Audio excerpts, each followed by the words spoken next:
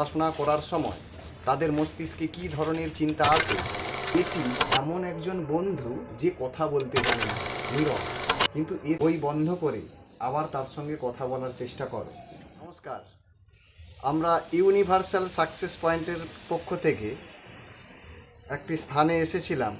সেখানে দেখলাম কিছু শিশু আছে। সেই শিশুদের মধ্যে দুইজন শিশুকে, একদম ছোট্ট শিশু, তাদেরকে জিজ্ঞেস করলাম যে পড়াশোনাতে মনোযোগ বৃদ্ধি বা পড়াশোনা করার সময় তাদের মস্তিষ্কে কী ধরনের চিন্তা আসে সেটি আপনাদের কাছে তুলে ধরছি।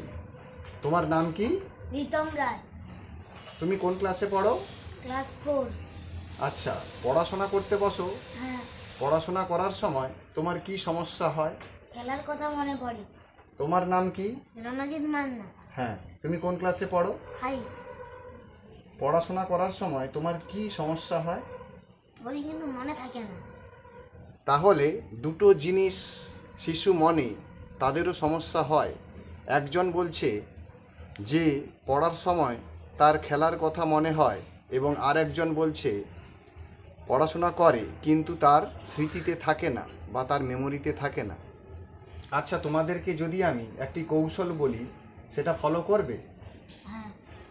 কীরকম না, তোমরা যখন পড়াশোনা করবে, পড়তে বসবে যখন, ওই পড়ার বই নিলে বইটাকে খোলার আগে এই রকম তোমাদের মনে ভাবতে হবে যে এটি এমন একজন বন্ধু যে কথা বলতে জানে না, নীরব, কিন্তু এ তোমার বন্ধু হলো।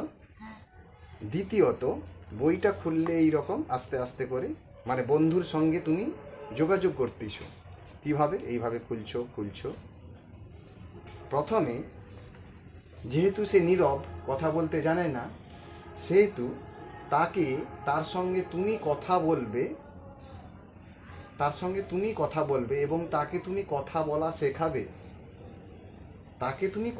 শেখাবে। তোমার একজন যদি বন্ধু থাকে যে কথা বলতে জানে না, তাহলে তোমার কি উচিত হবে না সেই বন্ধুকে তুমি কথা বলা শেখাও? মনে হবে বা তোমার ইচ্ছা থাকবে, তুমি তাকে কথা বলা শেখাবে। আর দ্বিতীয়ত, যখন ওই বন্ধু তোমাদের দিকে তাকিয়ে থাকবে, তুমি তাকে আবার বন্ধ রাখবে। বন্ধ করে তার সঙ্গে কি কথা বলছিলে এতক্ষণ, সেটি বই বন্ধ করে, মানে বন্ধুকে বন্ধ রেখে তুমি তাকে আবার তার সঙ্গে কথা বলার চেষ্টা করো।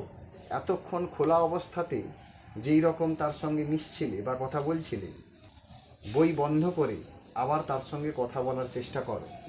যেমন আমরা কানামাছি খেলি একজন বন্ধুর সঙ্গে, এই বই হলো তোমার নীরব বন্ধু। বই কি? নীরব বন্ধু। অর্থাৎ সে কথা বলতে জানে না, কিন্তু এই বই হলো তোমার প্রকৃত বন্ধু জীবনের। মনে থাকবে, এটি তোমার প্রকৃত বন্ধু যে কি করতে জানে না, কথা বলতে জানে না। তাহলে এই হলো তোমার আসল এবং পরম বন্ধু। তাহলে দুজনে একসঙ্গে বলো, ওম শান্তি।